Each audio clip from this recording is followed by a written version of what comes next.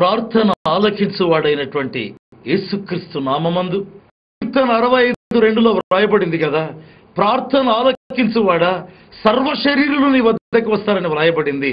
ఆ యొక్క విశ్వాస్యత కలిగినటువంటి నామమైన యేసుక్రీస్తు నామమందు మీకందరికీ మరి ఒకసారి ప్రేమపూర్వకమైన వందనాలు తెలియజేస్తున్నా. దేవుని ప్రియ బిడ్డలారా, మరి యొక్క సందేశముతో మన ప్రియ ప్రభు అయిన యేసుక్రీస్తు మీ కొరకు సిద్ధంగా ఉన్నాడు. పోయిన వారం మీతో నేరుగా మాట్లాడారని నమ్మి ప్రభునందు ఆనందిస్తున్నారు, ప్రభునందు సంతోషిస్తున్నాడు. ఈ దినం కూడా మరి యొక్క సందేశం ప్రభు మీకు సిద్ధపరిచి ఉన్నాడు. రోమీయులకు రాసిన పత్రిక 10వ అధ్యాయం 12వ గమనిస్తే దేవుని వాక్యం ఈ విధంగా చెబుతుంది, యూదుడని గ్రీసు దేశస్థుడని భేదము లేదు, ఒక్క ప్రభువే అందరికీ ప్రభు అయ్యుండి తనకు వారందరి ఎడల కృప చూపుటకు ఐశ్వర్యవంతుడై. దేవుని వాక్యాన్ని బట్టి ప్రకటించే నేను వాక్యం వినేటువంటి హల్లెలూయా చెబుదామా? హల్లెలూయా. ఈ ఒక్క వాక్యాన్ని మనం ఈ దినం ధ్యానం చేయబోతున్నాం. ఒక్క ప్రభువే. ఏంటండి ఆ మాట? నేనుగా ఈ మాట చెప్పేది దేవుని గ్రంథమైనటువంటి బైబిల్ గ్రంథం. ప్రభు ఒక్కడే. హల్లెలూయా. ఎంత గొప్ప సంగతి అండి! ఒక్క ప్రభు యేసుక్రీస్తే దేవుని యొక్క వాక్యంలో మనం గమనిస్తే ప్రభుల వల్ల ఏమని రాయబడిందంటే ఆ ఒక్క ప్రభువే అందరికీ ప్రభు అయి ఉంటాడు. ఎంత గొప్ప మాట! అందుకే అపోస్తలుల కార్యములు 10వ అధ్యాయంలో రాయబడింది కదా, యేసుక్రీస్తు అందరికీ ప్రభు అని వ్రాయబడింది. యేసుక్రీస్తు అందరికీ ప్రభు. దేవునికి మరి ఒకసారి స్తుతి స్తోత్రాలు వందనాలు చెల్లిద్దాం. ఈ వాక్యంలో గమనిస్తే అందరికీ ప్రభు అయ్యుండి తనకు ప్రార్థన చేయు వారందరి కృప చూపుటకు ఆయన ఐశ్వర్యవంతుడై ఉన్నాడు అని దేవుని వాక్యంలో రాయబడింది. ఎంత గొప్ప మాట అండి! ప్రార్థన చేస్తూ ఉండగా యేసుప్రభు ఏం చేస్తాడంట? కృప చూపడం ప్రారంభిస్తాడు. ఎంతమంది ప్రార్థించినా పర్వాలేదు, ఎన్ని వందల మంది ప్రార్థించినా పర్వాలేదు, ఎన్ని వేల మంది ప్రార్థించినా పర్వాలేదు, ఎన్ని కోట్ల మంది ప్రార్థించినా పర్వాలేదు, అందరికీ కృప చూపేదానికి ఆయన ఐశ్వర్యవంతుడై ఉన్నాడు. ఎంత ఐశ్వర్యవంతుడు!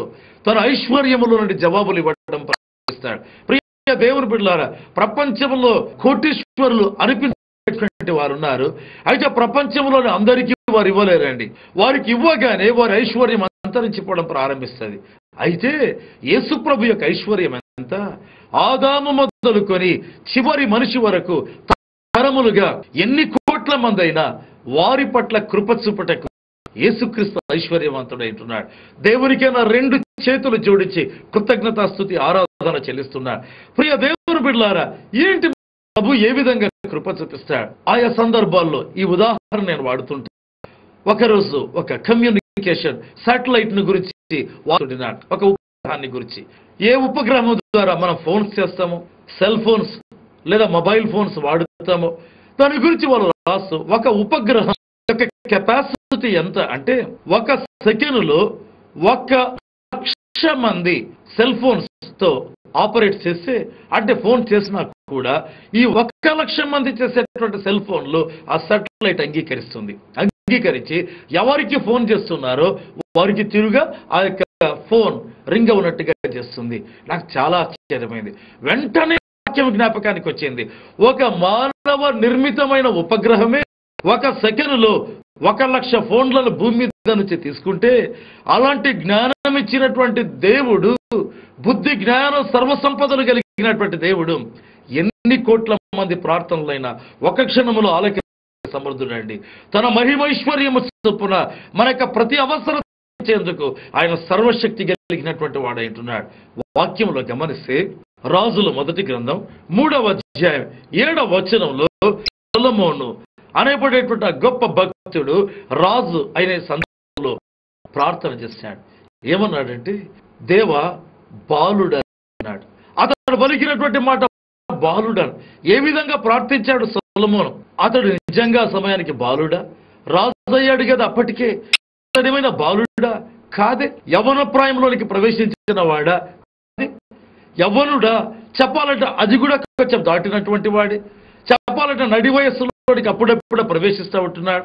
అలాంటి పరిస్థితుల్లో సొలొమోను వాడిన మాట నేను బాలుడను అన్నాడు. ప్రియ దేవుని బిడ్డలారా, ఏంటి యొక్క ప్రార్థనలో ఎంత తగ్గింపు గుణం ఉంది. క్రైస్తవ్య సంగతులను గురించి మాట్లాడుతుందండి. ఒకటి పరిశుద్ధత. ఆ వ్యక్తి పరిశుద్ధుడుగా ఉండాలి. అంతకు మునుపు రక్షణ పొంది ఉండాలి. రక్షణ పొందినాడని చెప్పి ఇష్టం వచ్చినట్టుగా జీవించేదానికి వీల్లేదు. పరిశుద్ధంగా జీవించాలి. రెండవదిగా ప్రార్థన ఉండాలి. మూడవదిగా దేవుని ప్రియబిడ్డలారా తగ్గింపు గుణమండి.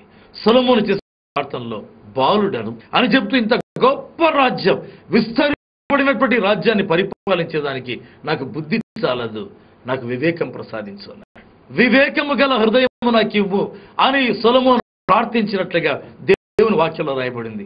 దేవుడు చాలా జాగ్రత్తగా ప్రార్థన విన్నాడు. పలికినటువంటి మాట వివేకము అనేటువంటి మాట.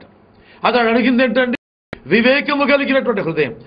అయితే ఈ గొప్ప దేవుడు ఏం చేశాడంటే, ఈ మహిమైశ్వర్యము కలిగిన దేవుడు ఏం చేశాడంటే, ఐశ్వర్యముతో తులతున్నటువంటి ఈ దేవుడు ఏం చేశాడంటే, రాజులు మొదటి గ్రంథం 3వ అధ్యాయం 12-13 సొలొమోనుకు బుద్ధి, వివేకము, ఐశ్వర్యము, ఘనత 4 సంగతులు అక్కడ రాయబడ్డాయి. దేవుడు సొలొమోనుకి ఏమేమి ఇచ్చాడు? బుద్ధి, వివేకము, ఐశ్వర్యము, ఘనత. ప్రియ దేవుని బిడ్డలారా, విశ్వాసులారా, ఒక్క మాట అడిగితే అంత విస్తారమైన స్పందన ప్రపంచంలో ఎక్కడ ఉండదు. ప్రపంచంలో ఏ దేశంలో ఉండదు. ప్రపంచంలో ఏ రాజ్య పరిపాలనలో ఉండదు. ప్రపంచంలో ఏ సుసంపన్నమైన దేశంలో ఏ సుసంపన్న ప్రభుత్వం కూడా ఇలాగ ధారాళంగా ఇవ్వదే. అయితే పరలోకమందలి దేవుడు యేసుక్రీస్తు ప్రభు ఎవరు? బైబిల్లో రాయబడింది, ప్రార్థన చేయి వారందరి ఎడల కృప చూపుటకు ఆయనకు ఐశ్వర్యం ఉందని రాయబడింది. ఆ ఐశ్వర్యములో నుండి ప్రియ దేవుడైనటువంటి మన ప్రియ ప్రభు ఇవ్వటం ప్రారంభించండి. నాకైతే ఈ మాట చదివినప్పుడు చాలా ఆశ్చర్యమైంది. ప్రభువా, అతడు అడిగింది ఏకము గల హృదయమే కదా, అయితే మీరు 4 ఇచ్చారే, 1 ఇచ్చారే. దేవుని ప్రియ బిడ్డలారా, విశ్వాసులారా, యేసు ఎవరు? దేవుని వాక్యంలో రాయబడింది, తనకు ప్రార్థన చేయి వారందరి ఎడల. అదే దగ్గర నుంచి పొందడంలో ఒక క్వాలిఫికేషన్, ఒక అర్హత, ఒక